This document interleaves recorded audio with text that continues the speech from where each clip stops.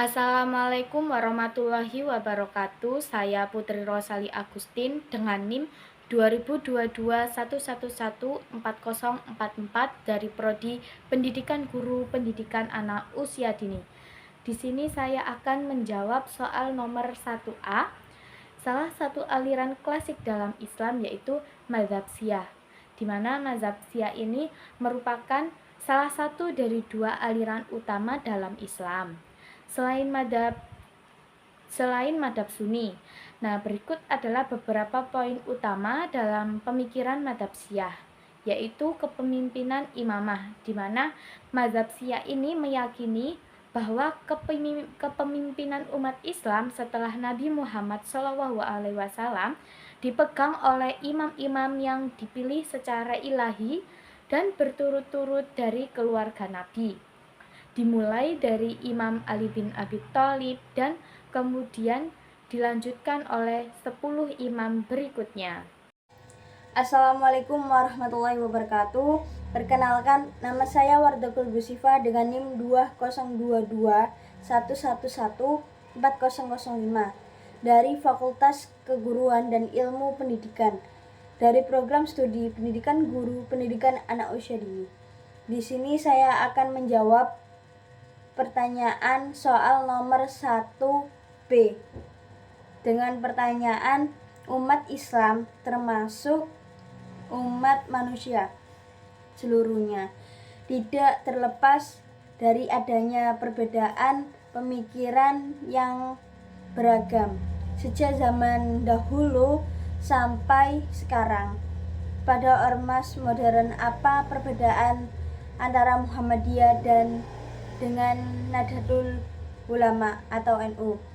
Jelaskan. Di sini saya akan menjawab pertanyaan tersebut, yaitu Muhammadiyah dan Nahdlatul Ulama atau NU adalah dua organisasi Islam terbesar di Indonesia, masing-masing dengan pendekatan yang unik terhadap ajaran Islam, pendidikan dan kehidupan sosial. Perbedaan tentang keagamaan. Untuk keagamaan di Muhammadiyah tersendiri mengadopsi pendekatan modernis dan puritan terhadap Islam.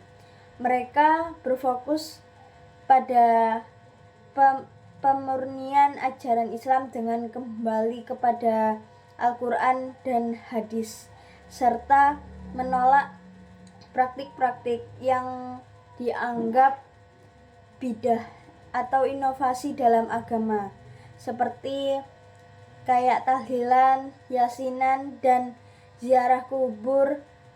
Mengedepankan rasionalitas dan pemikiran kritis dalam memahami ajaran Islam. Kalau dari keagamaan di Nahdlatul Ulama tersendiri lebih cenderung pada pemahaman Islam yang tradisional dan konservatif mengikuti mazhab fikih Syafi'i. Mereka mempertahankan dan melestarikan tradisi-tradisi lokal dan praktik-praktik keagamaan yang sudah lama ada dalam masyarakat Indonesia, seperti adanya tahlilan, yasinan, dan ziarah kubur. Menekankan pentingnya tarekat atau jalan spiritual dan sufisme dalam kehidupan beragama. Yang kedua, dari organisasi ini memainkan peran penting dalam kehidupan keagamaan dan sosial di Indonesia. Muhammadiyah dengan pendekatan modernis dan rasionalis, serta NU dengan pendekatan tradisional dan konservatif.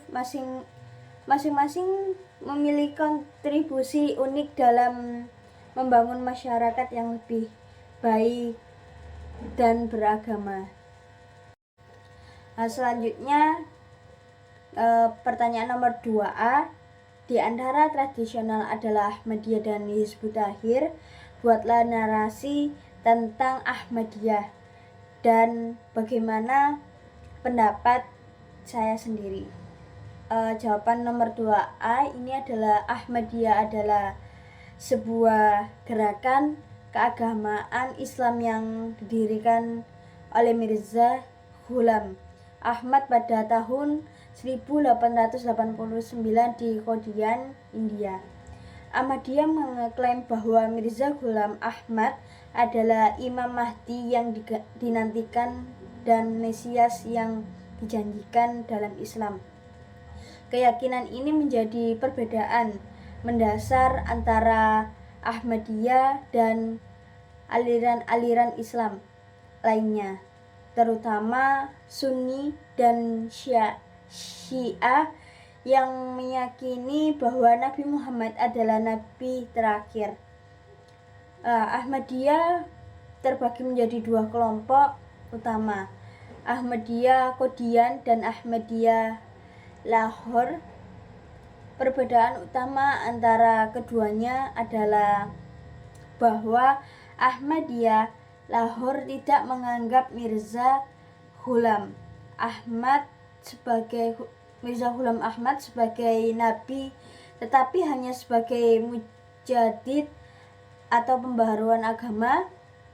Gerakan Ahmadiyah menekankan pentingnya perdamaian, toleransi, dan kebebasan beragama mereka. Mereka aktif dalam kegiatan sosial, pendidikan, dan amal di seluruh dunia. Namun, karena perbedaan keyakinan mereka tentang kenabian, Ahmadiyah sering menghadapi penolakan dan bahkan penganiayaan di banyak negara Muslim, termasuk Pakistan, Indonesia, dan Bangladesh. Di Indonesia, keberadaan Ahmadiyah telah menjadi isu kontroversial dan sering menimbulkan ketegangan antara pengikut Ahmadiyah dan kelompok Muslim lainnya. Pemerintah Indonesia telah mengeluarkan beberapa kebijakan yang membatasi aktivitas Ahmadiyah, dan beberapa daerah bahkan melarang kegiatan mereka. Hal ini sering kali berujung pada tindakan kekerasan dan perusakan terhadap properti milik pengikut Ahmadiyah. Kalau menurut pandangan saya sendiri, keberagaman dalam interpretasi dan praktik keagamaan adalah hal yang wajar dan seharusnya dihormati. Setiap individu memiliki hak untuk menjalankan keyakinan mereka tanpa takut akan diskriminasi atau kekerasan. Dalam konteks Ahmadiyah, penting bagi kita untuk menghargai hak mereka sebagai bagian dari pluralisme agama yang ada. Selanjutnya di sini saya akan menjawab soal pertanyaan nomor 2B dengan pertanyaan di antara aliran transnasional adalah Ahmadiyah dan Hizbut Tahrir. Buatlah narasi tentang Hizbut Tahrir dan bagaimana pendapat saudara. Jawabannya, menurut saya Hizbut Tahrir adalah organisasi politik transnasional yang didirikan pada tahun 1953 oleh Taqiyuddin Al-Nabhani di Yerusalem. Hizbut Tahrir bertujuan untuk mendirikan kembali Khilafah Islamiyah, yaitu sebuah negara Islam yang berlandaskan syariah yang dipimpin oleh seorang khalifah. Organisasi ini mengadvokasi perubahan sistem pemerintah di negara-negara Muslim agar sesuai dengan prinsip-prinsip Islam yang mereka yakini. Hizbut Tahrir menolak menggunakan kekerasan dalam mencapai tujuannya dan lebih memilih metode non-kekerasan seperti dakwah, pendidikan, dan advokasi politik. Mereka berusaha mempengaruhi masyarakat dan elit politik melalui penyebaran ideologi mereka dan melalui aktivitas-aktivitas seperti seminar, konferensi, dan publikasi. Namun, Hizbut Tahrir sering sekali menghadapi kontroversi dan penolakan dari berbagai pemerintah di banyak negara. Banyak pemerintah yang melihat organisasi ini sebagai ancaman terhadap stabilitas politik dan sosial karena pandangan mereka yang radial terhadap perubahan sistem pemerintahan. Hizbut Tahrir telah dilarang banyaknya di negara termasuk Jerman, Rusia, dan beberapa negara Timur Tengah di Indonesia sendiri. Hizbut Tahrir Indonesia dibubarkan oleh pemerintah pada tahun 2017 dengan alasan bahwa kegiatan mereka bertentangan dengan ideologi Pancasila dan mengancam keutuhan NKRI. Dari sudut pandang pribadi, Hizbut Tahrir ini menawarkan perspektif menarik dalam memahami politik Islam kontemporer dan aspirasi sebagai umat muslim untuk kembali kepada sistem pemerintahan yang mereka anggap murni sesuai dengan ajaran Islam. Namun pendekatan mereka yang tegas terhadap perubahan sistem pemerintahan dan penolakan terhadap ide-ide demokrasi modern sering sekali menimbulkan kontroversi dalam konteks global yang kompleks dan beragam.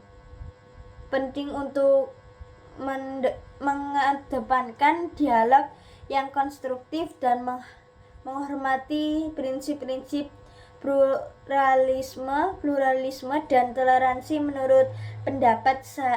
Karena menurut pendapat saya, Hizbut Tahrir ini di dunia Islam yaitu pemikiran politik dan ideologi. Hizbut Tahrir menawarkan pandangan politik Islam yang sangat spesifik dan berorientasi pada penerapan syariah secara keseluruhan, mulai pendirian khalifah. Ini sangat menarik perhatian sebagian umat Islam yang merasa sistem pemerintahan sekuler atau demokrasi tidak cukup mewakili nilai-nilai Islam. Mereka menyediakan platform untuk diskusi dan pemikiran alternatif tentang bagaimana masyarakat dan negara Islam seharusnya diatur. Kalau menurut saya, advokasi dan dakwahnya Hizbut Tahrir sendiri aktif dalam kegiatan dakwah dan advokasi, menyebarkan pandangan mereka melalui berbagai media, seminar, dan publikasi. Mereka juga berusaha untuk mengedukasi umat Islam tentang visi mereka, untuk mengajak mereka untuk mendukung perubahan sistemik menuju khalifah. Di sini saya akan menjawab soal nomor 3A. Konsep Islam tentang tujuan penciptaan manusia itu mengacu pada pandangan bahwa manusia itu diciptakan oleh Allah Subhanahu wa Ta'ala untuk memenuhi peran khalifah atau pengganti di bumi, yang mana artinya manusia ini memiliki tanggung jawab untuk menjaga dan mengelola alam semesta ini dengan bijaksana, serta untuk menyembah Allah Subhanahu wa Ta'ala sebagai tujuan utama keberadaannya. Selain itu, tujuan penciptaan manusia dalam perspektif Islam juga mencakup pengembangan diri secara holistik, baik spiritual, intelektual maupun sosial, dengan mengikuti ajaran dan pedoman yang telah ditetapkan dalam ajaran Islam. Saya akan menjawab pertanyaan dari nomor 3B. Jadi klasifikasi potensi dasar manusia dalam konteks pemikiran Islam mengacu pada konsep bahwa manusia itu memiliki potensi atau fitrah yang telah diberikan oleh Allah Subhanahu wa taala sejak penciptaannya. Potensi dasar ini mencakup beberapa aspek utama, yaitu yang pertama ada fitrah, lalu yang kedua ada akal, yang ketiga itu ada nafsu, dan yang keempat itu ada harta. Di mana dengan memahami dan mengembangkan potensi-potensi ini, manusia diharapkan dapat mencapai kehidupan yang harmonis dan berkah di dunia serta akhirat. Assalamualaikum warahmatullahi wabarakatuh. Perkenalkan, nama saya Umu Habibah dengan NIM 2022111409 akan menjawab soal AIK nomor 4 dengan pertanyaan bagaimana fatwa Tarjih Muhammadiyah tentang jenggot dan cadar? Jelaskan. Jawabannya adalah jenggot merupakan rambut yang tumbuh menjulur ke bawah pada dagu dan pipi manusia, serta lazimnya ini dimiliki oleh kaum lelaki. Di kalangan bangsa tertentu seperti bangsa Arab dan India, memelihara jenggot hingga terurai panjang merupakan suatu tradisi yang menandakan kebanggaan, kemuliaan, dan keperkasaan lelaki yang memeliharanya. Namun di kalangan bangsa lain, memelihara jenggot bukan menjadi suatu tradisi atau kezaliman. Dalam Islam terkait dengan masalah jenggot ini, Rasulullah SAW bersabda, artinya, telah menceritakan pada kami Muhammad ibn Minhal, telah menceritakan pada kami Yazid ibn Zurai, telah menceritakan pada kami Umar bin Muhammad bin Zaid dari Nafi ajudan Ibnu Umar, dari Ibnu Umar dari Nabi SAW yang bersabda, berbedalah kamu, jangan menyamai dengan orang-orang musyrik. Peliharalah jenggot dan cukurlah kumis. Hadis riwayat Al-Bukhari dan Muslim. Dari riwayat di atas dapat disimpulkan bahwa kita diperintahkan untuk memelihara jenggot dan mencukur kumis. Dengan demikian, diperintahkan oleh Rasul agar kita berbeda dari dan tidak menyamai orang-orang musyrik termasuk Majusi, yaitu orang-orang yang menyembah api di mana mereka suka dan biasa mencukur jenggot hingga bahkan sampai habis. Selain itu, perintah Rasulullah SAW ini banyak mengandung unsur pendidikan bagi kaum muslim agar mereka mempunyai kepribadian tersendiri, baik lahir maupun batin, dari kaum yang lain seperti kaum kafir, musyrik. Perbedaan secara lahir akan mewakili identitas suatu kaum, di mana dalam hal ini jenggot menjadi identitas atau ciri khas kaum muslim. Namun bukan berarti kita tidak boleh untuk mencukur dan merapikan rambut jenggot. Apabila sudah terurai panjang, terlihat tidak indah dan rapi dan bahkan bisa menakutkan atau menjijikan siapa yang melihatnya. Oleh sebab itu, jenggot yang demikian dibolehkan untuk dicukur atau dirapikan. Dari keterangan di atas dapat disimpulkan bahwa memangkas atau memotong sebagian jenggot hukumnya adalah mubah, sedang mencukurnya hingga habis hukumnya adalah makruh, namun tidak sampai pada derajat haram. Adapun memeliharanya adalah sunnah. Selanjutnya tentang masalah cadar telah dicantumkan pembahasannya dalam buku Tanya Jawab Agama Islam yang dikeluarkan oleh Majelis Tarjih dan Tajdid Jilid 4 halaman 238 bab sekitar masalah wanita. Ringkasnya, cadar tidak ada dasar hukumnya baik dalam Al-Quran maupun Sunnah. Yang diperintahkan oleh syariat Islam bagi wanita adalah memakai jilbab.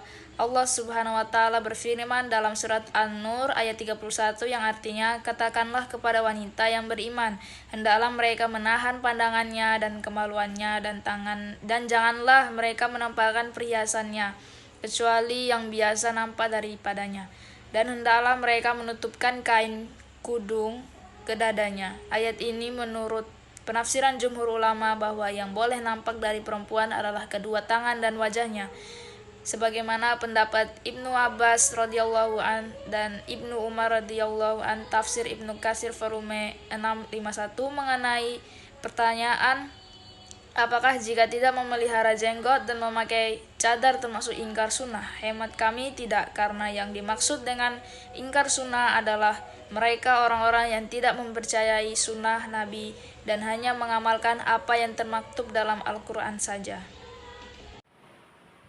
Di sini saya akan menjawab pertanyaan nomor 4B.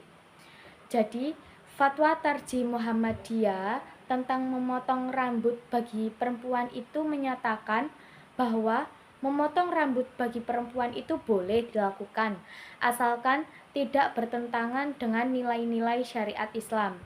Nah, yang mana artinya perempuan itu diperbolehkan untuk memotong rambutnya dengan syarat tidak menyerupai gaya rambut laki-laki ataupun tidak merubah penampilan secara berlebihan yang dapat menarik perhatian lawan jenis. Nah, hal ini itu sejalan dengan prinsip-prinsip syariat Islam yang mendorong untuk menjaga kesopanan dan kepatutan dalam berpenampilan. Di sini saya akan menjawab pertanyaan nomor 5. Bacalah Al-Quran Surat Al-Mujadalah ayat 11 dengan tartil sesuai dengan tajwidnya. A. Terjemahkan ke dalam bahasa Indonesia. A'udzu billahi minasyaitonir rajim. Bismillahirrahmanirrahim. Ya ayyuhalladzina amanu idza qila lakum tafassahu fil majalisi fafsahu yafsahillahu lakum wa idza qila shuzu fanshuzu yarfa'illahu alladzina amanu minkum walladzina utul ilma darajat wallahu bima ta'maluna khabir. Shadaqallahul azim. Artinya, wahai orang-orang yang beriman, apabila dikatakan kepadamu, berilah kelapangan di dalam majelis-majelis, maka lapangkanlah, niscaya Allah akan memberi kelapangan untukmu. Dan apabila dikatakan berdirilah kamu, maka berdirilah, niscaya Allah akan mengangkat derajat orang-orang yang beriman di antaramu, dan orang-orang yang diberi ilmu beberapa derajat, dan Allah Maha teliti apa yang kamu kerjakan. Di sini saya akan menjawab soal 5B dengan pertanyaan, jelaskan kandungan dan kesimpulan dari firman Allah tersebut. Jawabannya, kandungan ayat dari surat Al-Mujadalah ayat 11 adalah 1. Perintah berlapang-lapang dalam majelis. Ayat ini mengajarkan adab ketika berada dalam majelis atau perkumpulan. Allah memerintahkan orang-orang beriman untuk saling memberi ruang dan berlapang dada yang menunjukkan sikap menghormati dan memperhatikan orang lain. 2. Perintah berdiri jika diperintahkan. Allah juga memerintahkan untuk segera berdiri dan bergerak jika diminta. Ini menekankan pentingnya ketaatan dan respon cepat terhadap perintah yang diberikan dalam situasi tertentu. 3. Peninggian derajat orang beriman dan berilmu. Allah menjanjikan peninggian derajat bagi orang-orang yang beriman dan yang diberi ilmu. Ini menunjukkan betapa pentingnya iman dan ilmu dalam pandangan Allah dan bagaimana keduanya dapat membawa seseorang kepada kedudukan yang tinggi di hadapannya. 4. Pengetahuan Allah terhadap amal perbuatan. Ayat ini diakhiri dengan penegasan bahwa Allah Maha mengetahui segala apa yang dikerjakan oleh manusia. Ini adalah peringatan bahwa setiap amal dan perbuatan akan diketahui oleh Allah dan akan mendapatkan balasan yang sesuai. Kesimpulannya, surat Al-Mujadalah ayat 11 menekankan pentingnya adab dan sikap yang baik dalam perkumpulan, ketaatan terhadap perintah, serta keutamaan iman dan ilmu. Ayat ini mengingatkan kita untuk saling menghormati, taat, dan terus meningkatkan keimanan serta pengetahuan. Allah menjanjikan derajat yang tinggi bagi orang-orang yang beriman dan berilmu, serta menegaskan bahwa setiap amal perbuatan akan diketahui dan diperhitungkan olehnya.